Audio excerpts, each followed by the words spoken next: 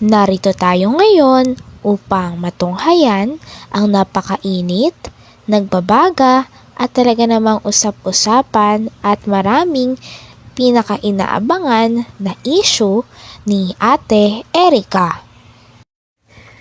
Sa pagpapatuloy ng ating istorya ay pumunta muli si Kalingap Val Santos Matubang kay Lolo Miguel at pumunta rin silang dalawa at kinamusta ang bangka ni Lolo Miguel. Team Kalingap. Yan. Di pwedeng gawing e-lovers yan. Babawiin o Jun A. Baka naman yung bangka babawiin mo, hindi pwede yan. Hindi pwedeng bigay-bawi. Kung nakuha mo yung kalahating milyon noon, ito hindi mo pwede mababawi ito. Kay tatay ito ay, ano tayo no? Po. Yan ay souvenir ko kay Rab yan. Souvenir ito kay Alaala ko yan doon kay Rab. Alaala. So yan. Tay, anong problema? Tay, anong problema nito? Walang problema? Makina po. Anong- Palitan po yan po yan. Makina? Yung karburador eh. Palit-palit kong karburador, hindi nagana, turning So, ibig sabihin, buong makina ang papalitan. pwede po. Okay. So, ito po, anong size dito tayo? Makina tayo? Kasi yung yung Hondang yung Anong laki tayo? City Media, Ha? City Media. 7.5 na Hondang makina. Yung pong makina naroon sa bahay, tiyanggal ko. Tinanggal mo. Yung Kimbo, tiyanggal ko po. So, ang ganda ng dagat natin, oh, mga kalingap, oh. Yan, oh, yung dagat, oh. At, napakagandang lugar dito, mga kaibigan. Napakalamig ng simoy ng hangin at mahangin dito. So, ito na yung bangka po. Ito na po, may problema lang sa makina.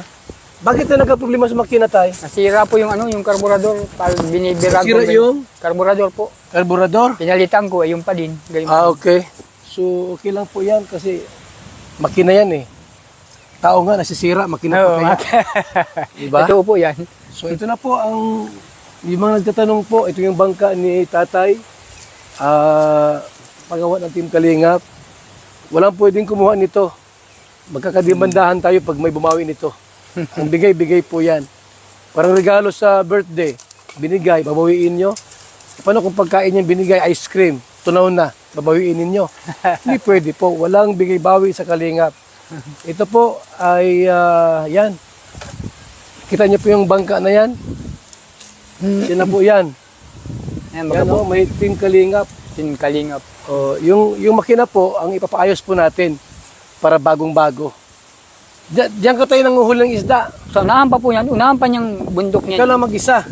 Yung panganay kong lalaki. Okay. So, yan po ha. Ito na yung bangka po. Ang nakalagay, Team Kalingap. Team Kalingap. Si tatay po ang nagmamanage niyan. At siyempre nagkataon lang po na nagka-problema sa makina. Pero aandar po yan, mga Kalingap. Ayun po. Aandarin po natin yan. Makina lang ang wala niyan. Walang problema. Pumunta nga si Kalingap Val kay Lolo Miguel upang klaruhin sa mga manonood na galing sa Kalingap team ang bangka na ginagamit ni Lolo Miguel. Kiniklaim daw kasi ng mga e-lovers na sila daw ang nagbigay nun kay Lolo Miguel kahit may pangalan na nga na Kalingap. Next, para itanong ko po yung bangka, kung nandiyan pa yung bangka. At alamin po natin kung sino po ang nagbigay ng bangka. Kasi inaangkin po ng mga e-lovers, mga kaibigan. So ito po, alamin natin ang katotohanan sa bawat pangyayari po sa pamilyang ito. Kasi parang ang nangyari po mga Kalingap, lahat na lang po ay inaangkin ng e-lovers. Walang masama doon kung talaga sila itumulong. Sa akin lang po ay alamin natin is tatay. Tay! Kamusta kayo? Ay. Ano ko lang kasi, tay, kasi maraming mga tanong eh. No? Gusto ko lang, una-una po, nagpo-post sila sa social media, sa account nila, e-lovers. Lahat po inangkin nila. Bangka daw, sa kanila yung bangka. Ay, hindi po yun. Ang pag-aalam ko po nun, Kuya Rob, ay Kuya, yun ay ibinigay kay Rob yung pirang ibinigay kay Rob, ni John A. para ibili ang bangka. Kaya galing yan kay Rab.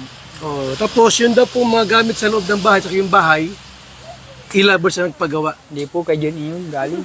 Eh bakit po nagkaganon, lahat inaangkin nila? Ewan Ilabers. ko po na.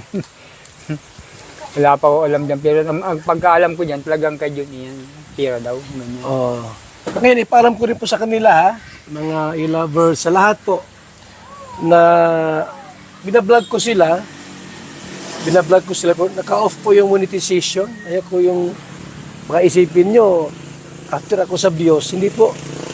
Sanay ako sa walang views o may views o wala. Ang aming paglingap ay tuloy-tuloy kasi may mga sponsor naman tayo, tumutulong. Sa ating programa po, isipin mo tayo ang pabahay ng Kalingap, ababutan ng 223 housing project. Yan po ay mula sa mga sponsor natin, kita ko sa BSM Kalingap Kape, kasi maraming order po ng ano po natin, yung ating organic coffee. So yung kita ko dyan, pinatutulong ko sa ating pabahay. Kaya yung ating po mga vlogs dito, naka-off ang comment, ang ano niyan, naka-off yung monetization. Parang wala kayong masabi. So tay, Po. kaya ako nandito para ipaalam ko nga, sabihin sa iyo na yung bangka pala ay hindi ano, Ay, hindi po yun. Yun po ay sila ang bigay niyan. alis po yan kay Rab at ibinigay kay Rab ni John E. yung pambili niyan. So maliwanag po mga kalingap, wala pang e-lovers noon. Wala pa po yan. Wala pang e-lovers. Ang sabi din ni Kalingap Val sa mga tao nang babasya sa kanya na kaya niya lang daw kina-content si Lolo Miguel para kumita siya, ay kinuwento niya rin na ngayon daw na sa pag-vlog niya ay ino-off niya daw ang monetization. Ibig sabihin ay wala na daw siya natatanggap na bayad sa mga video na ginagawa niya at gusto niya lang talagang tumulong kay Lolo Miguel. Kaya galing yan kay Rab. Oh, tapos yun daw po mga gamit sa loob ng bahay, tsaka yung bahay, e-lovers na nagpagawa. Hindi po kay John E. yun galing. Eh bakit po nagkaganon, lahat inaangkin nila? Ewan ko po na. Wala pa ko alam dyan. Pero ang pagkaalam ko dyan, talagang kay John E. yan. Pira daw. Ganyan. Oh. Ngayon, ipaalam ko rin po sa kanila, ha, mga e-lovers, sa lahat po, na binablog ko sila, naka-off po yung monetization. Ayaw ko yung mga isipin nyo, after ako sa views, hindi po. Sanay ako sa walang views o may views o wala. Ang aming paglingap ay tuloy-tuloy kasi may mga sponsor naman tayo, tumutulong. Sa ating programa po, isipin mo tayo ang pabahay ng Kalingap, ababutan ng 223 housing project. Yan po ay mula sa mga sponsor natin, kita ko sa BSM Kalingap Kape, kasi maraming order po ng ano po natin, yung ating organic coffee. So yung kita ko dyan, pinatutulong ko sa ating pabahay. Kaya yung ating po mga vlogs dito, naka-off ang comment, ang ano niyan, naka-off yung monetization. Parang wala kayong masabi. So tay, Po. kaya ako nandito para ipaalam ko nga, sabihin sa iyo na yung bangka pala ay hindi ano, Ay, hindi po yun. Yun po ay sila ang bigay niyan. alis po yan kay Rab at ibinigay kay Rab ni John E. yung pambili niyan. So maliwanag po mga kalingap, wala pang e-lovers noon. Wala pa po yan. Wala pang e-lovers po, may bangka na po siya. Totoo po yan. Totoo po yan, sabi ni tatay. So tay, tamad ka raw, sabi nila. Ay, kalukuhan. Hindi ka raw nag-iisda ng lalaot. Ay, paano makakalaot nga niya? Akit na nilang tapaayos yung pa nga yung makina. Ay, hindi makakatog pa. Sira yung bangka. Ay, yung ano yung... Pero hindi ka naman tamad. Ay, di po. Mapapalaki ba silang ganyan kung matamad ako?